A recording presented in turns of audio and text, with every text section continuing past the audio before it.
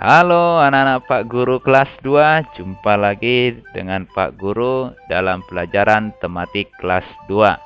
Apa kabarnya hari ini? Bapak harap semua anak-anak dalam keadaan sehat dan tetap semangat. Baik, kita lanjut lagi materi kita di tema 1, hidup rukun, subtema 4, hidup rukun dalam masyarakat.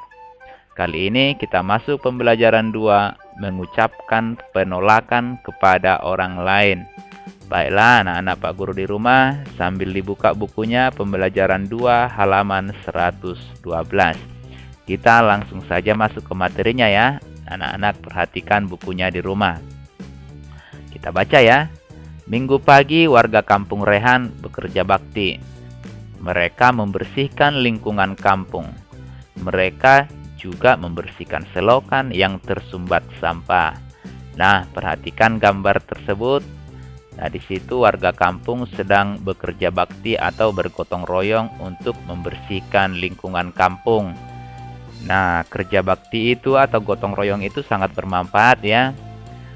Karena pekerjaan yang berat akan terasa lebih ringan jika dikerjakan bersama-sama. Dan pada gambar terlihat warga kampung hidup rukun saling tolong-menolong. Nah, coba anak-anak perhatikan percakapan berikut. Nanti dibaca di bukunya ya, yang di halaman 112. Kita baca ya. Ayo kita bersihkan selokan sebelah sini teman-teman, kata Rehan. Aku tidak mau Rehan, selokan itu terlalu dalam, kata Jaka. Aku juga tidak setuju Rehan, membersihkan selokan pekerjaan yang berat. Bagaimana kalau kita minta bantuan ayahku saja? Kata Ebo. Baik teman-teman, kita minta bantuan ayah Ebo untuk membersihkan selokan. Kemudian kita buang sampah yang sudah diangkat dari selokan, kata si Rehan. Aku setuju, jawab Jaka. Nah, anak-anak Pak Guru di rumah, coba perhatikan percakapan tersebut.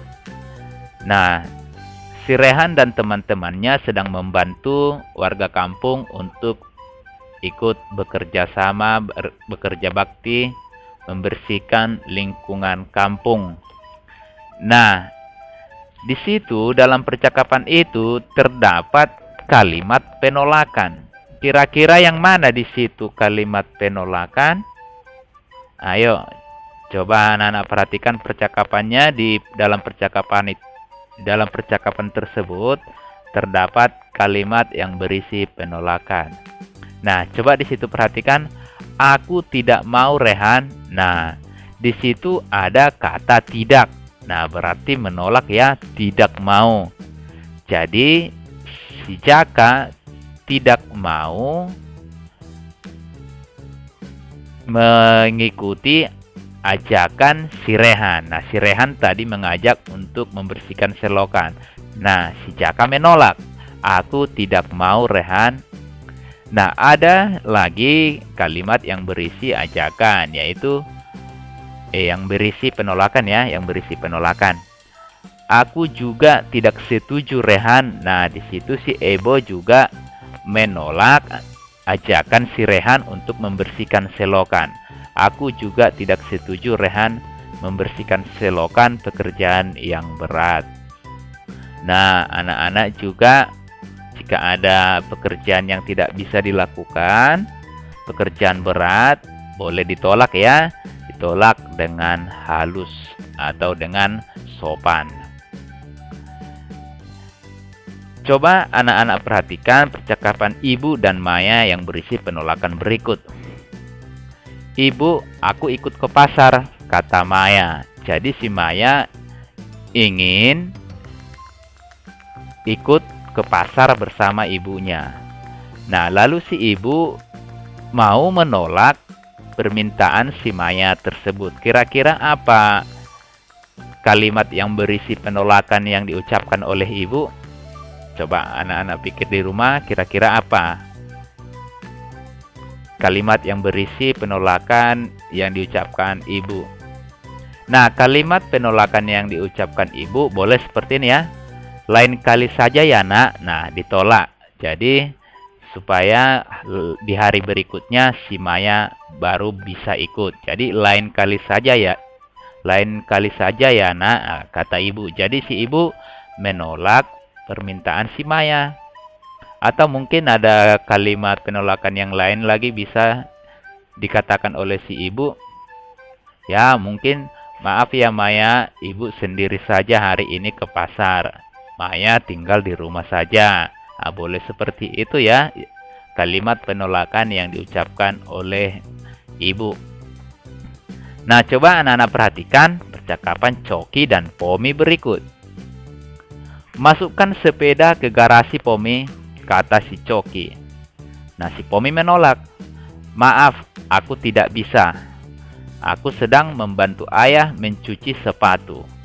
Nah, si Pomi kira-kira mengikuti atau menyetujui perintah si Coki atau tidak? Nah, perhatikan di situ ada kata tidak. Nah, penolakan itu selalu atau biasanya sering menggunakan kata tidak ya. Maaf, aku tidak bisa. Jadi si Pomi menolak. Si Pomi menolak perintah si Coki. Nah, itulah contoh kalimat berisi penolakan. Keluarga Sinta izin untuk terlambat mengikuti kerja bakti. Minggu pagi keluarga Sinta beribadah di gereja. Warga mengizinkan mereka untuk beribadah terlebih dahulu.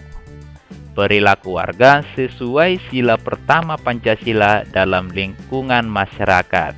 Nah, pada saat kerja bakti, pada saat gotong royong terjadi di kampung si Rehan, ternyata keluarga Sinta tidak bisa ikut. Kenapa? Karena keluarga si Sinta ingin pergi beribadah ke gereja. Karena kerja bakti tepat dilakukan pada hari Minggu. Nah, hari Minggu itu adalah tempat atau waktunya beribadah bagi umat Nasrani. Jadi, keluarga Sinta pamit atau minta izin supaya terlambat mengikuti kerja bakti. Dan warga kampung mengizinkan mereka. Jadi, perilaku warga sesuai sila pertama. Nah, anak-anak tentu masih ingat kan dengan bunyi sila pertama, yaitu ketuhanan yang Maha Esa. Lambangnya apa? Lambangnya adalah bintang. Nah, ini dia gambarnya ya. Nah, perilaku yang sesuai dengan sila pertama Pancasila, contohnya melaksanakan ibadah sesuai agama masing-masing, memberikan kesempatan dan menghormati tetangga untuk melakukan ibadah.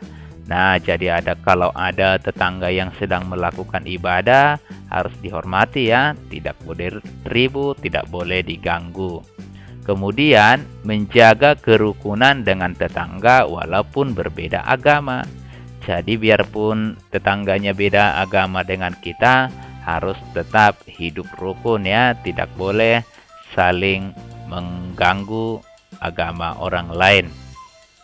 Nah, itu kira-kira contoh perilaku sesuai sila pertama. Beberapa warga mulai beristirahat. Rehan melihat seorang warga yang masih membuang sampah. Rehan membantu warga tersebut. Perilaku Rehan sesuai sila kedua Pancasila dalam lingkungan masyarakat. Nah, setelah mereka kerja bakti tentu capek ya. Lalu mereka beristirahat. Nah, saat beristirahat, ternyata masih ada warga yang bekerja membuang sampah. Nah, si Rehan melihat, lalu membantu warga tersebut. Nah, perilaku Rehan sesuai sila kedua Pancasila, yaitu menolong ya, menolong atau membantu warga yang masih bekerja tadi. Anak-anak Pak Guru tentu dong masih ingat bunyi sila kedua?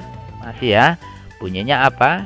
Yaitu kemanusiaan yang adil dan beradab. Lambangnya apa? lambangnya adalah rantai. Nah, ini gambarnya ya, lambang dari sila kedua.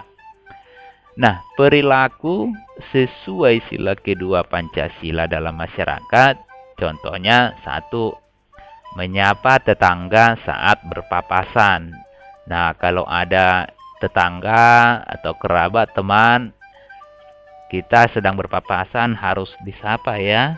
Harus disapa. Contohnya kalau ada pamannya lewat, halo paman, selamat siang, selamat pagi, mau ke mana? Nah, begitu ya kalau ada tetangganya yang sedang berpapasan atau berselisih di jalan ya. Kemudian memberi bantuan kepada orang yang membutuhkan. Nah, jika ada orang lain yang kesusahan, yang membutuhkan bantuan, dibantu ya, ditolong. Kemudian menolong sesama. Nah, menolong sesama adalah perilaku sesuai sila kedua Pancasila.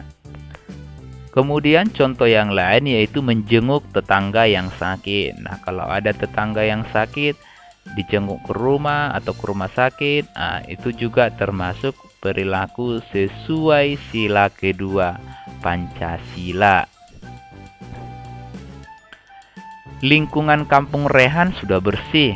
Sore hari, Rehan dan teman-teman bermain. Dalam permainan ada gerak melompat dan meloncat. Anak-anak masih ingat perbedaan gerak melompat dan meloncat? Nanti diperhatikan bukunya ya, halaman 113. Nah, coba perhatikan gambar melompat berikut. Nah, melompat adalah gerak menolakkan kaki dengan tumpuan satu kaki. Jadi yang mendorong tubuh ke atas itu hanya satu kaki yang ditolakkan ya. Satu kaki yang ditolakkan untuk mendorong tubuhnya ke atas. Itu kalau melompat. Sedangkan meloncat adalah gerak menolakkan kaki dengan tumpuan dua kaki. Nah, jadi saat meloncat yang ditolakkan kedua kaki. Nah, dua-duanya kaki kiri dan kaki kanan ditolak secara bersamaan. Nah, itu gerak meloncat. Sedangkan melompat tadi hanya satu kaki yang ditolakkan ya. Baik itu apakah kaki kiri, apakah kaki kanan. Yang penting menolakkan satu kaki. Itu kalau melompat satu kaki ya. Sedangkan meloncat dua kaki. Nah, langkah-langkah melakukan gerak melompat yaitu yang pertama, berdiri tegak dengan pandangan ke depan. Kedua tangan di samping badan dan kaki sejajar. Nah, posisi pertama saat melakukan gerak melompat seperti ini ya. Kemudian gerak kedua, melompat dengan menolakkan satu kaki. Nah, jadi yang ditolakkan satu kaki. Nah, langkah selanjutnya yaitu mendarat dengan tumpuan dua kaki. Nah, ketika mendarat tetap mendaratnya dua kaki ya, bukan satu kaki. Hanya menolak yang satu kaki, mendaratnya dua kaki. Begitu ya gerak melompat. Nah, kaki sedikit ditekuk sebagai keseimbangan. Nah, supaya seimbang badannya dan supaya tidak cedera juga kakinya sedikit ditekuk ya sebagai keseimbangan. Nah, itu untuk langkah-langkah melakukan gerak melompat. Sampai di situ paham ya anak-anak Pak Guru? Nah, sedangkan gerak meloncat, langkah-langkahnya yaitu yang pertama sama seperti gerak melompat yaitu berdiri tegak, pandangan ke depan ya. Kedua tangan di samping badan dan kaki sejajar. Nah, kemudian kedua kaki ditekuk meloncat dengan menolakkan kedua kaki secara bersamaan. Jadi kakinya ditolakkan bersamaan, dua-duanya ya, kaki kiri dan kaki kanan ditolakkan secara bersamaan. Dan mendarat juga menggunakan tumpuan dua kaki. dan kakinya ditekuk sebagai keseimbangan.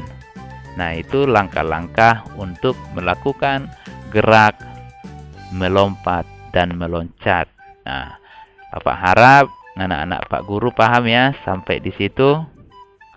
Baik, nanti boleh diulang videonya ya, ditonton supaya lebih paham. Baik, untuk hari ini sekian dulu ya anak-anak Pak Guru pelajaran kita. Ya, tetap semangat anak-anak Pak Guru di rumah ya, tetap rajin belajar, jaga kesehatan ya. Jadilah anak yang baik yang menurut sama orang tua ya. Sekian dulu dari Pak Guru. Terima kasih. Salam rindu dan salam sayang untuk anak-anak Pak Guru semua. Dadah.